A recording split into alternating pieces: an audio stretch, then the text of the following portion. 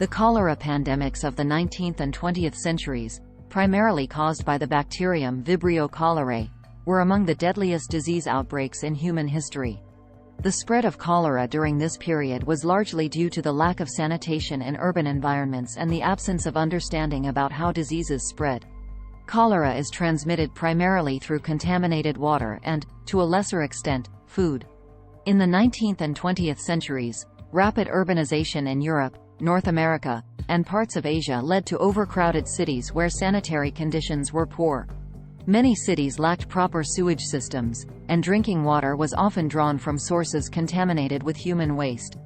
This environment provided a fertile ground for the rapid spread of cholera.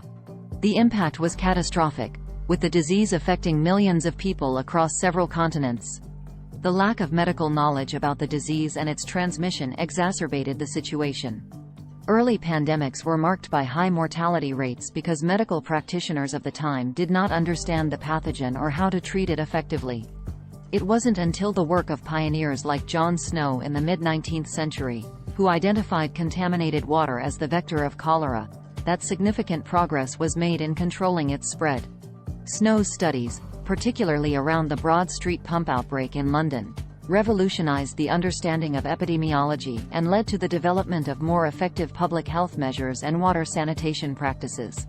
The repeated cholera pandemics eventually prompted improvements in water supply, sewage systems, and general public hygiene, significantly reducing the incidence of cholera and other waterborne diseases by the early 20th century.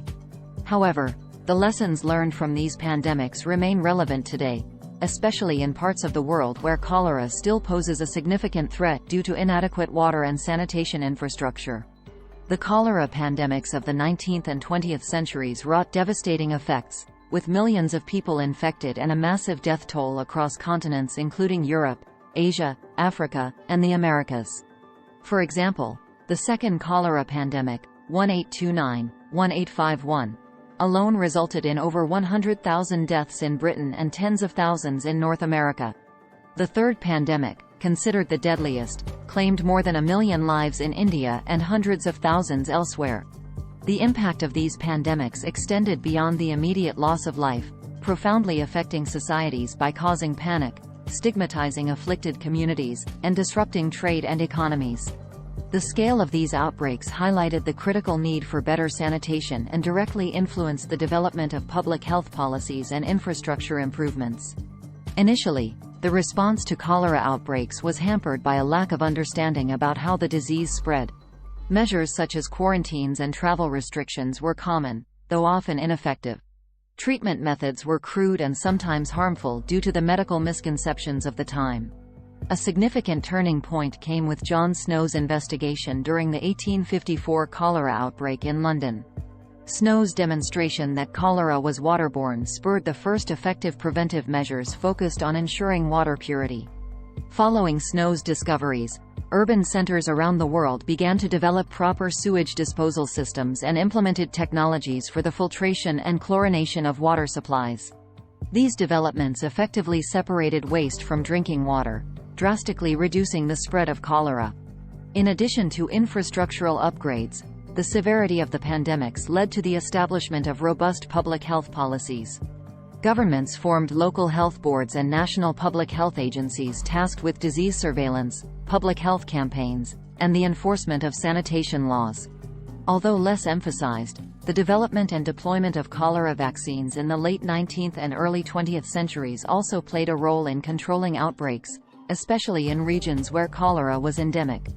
The comprehensive response to the cholera pandemics, including improved sanitation and the establishment of dedicated public health bodies, not only curbed the spread of cholera but also laid the foundations for modern public health strategies.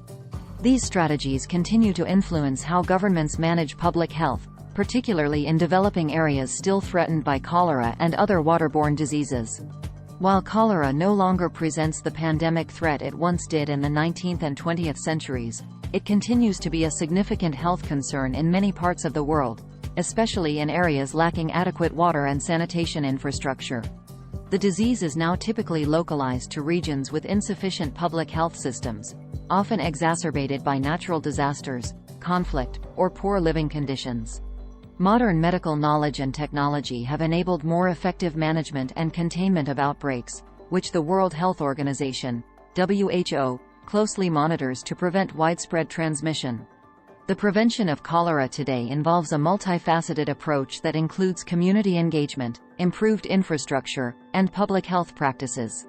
The cornerstone of cholera prevention is ensuring access to clean and safe drinking water.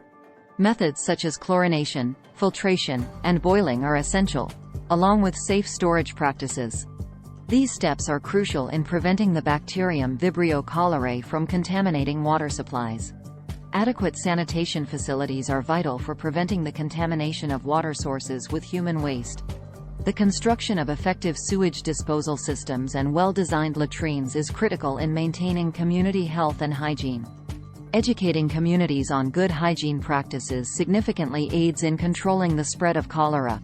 Emphasizing the importance of regular hand washing with soap, particularly after using the toilet and before meals, helps reduce the risk of infection.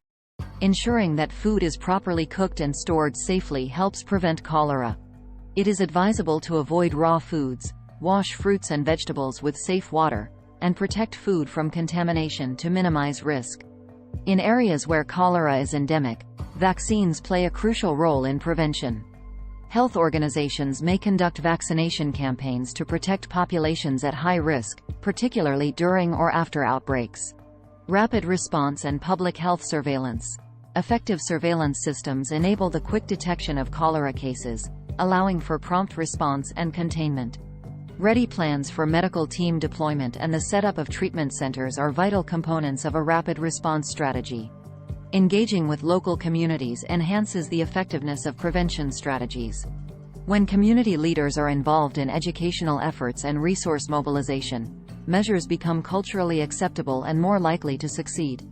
By integrating these strategies, communities can effectively reduce the incidence of cholera and manage outbreaks efficiently. The comprehensive approach to water, sanitation, and hygiene, WASH, is fundamental to controlling the spread of cholera and safeguarding public health.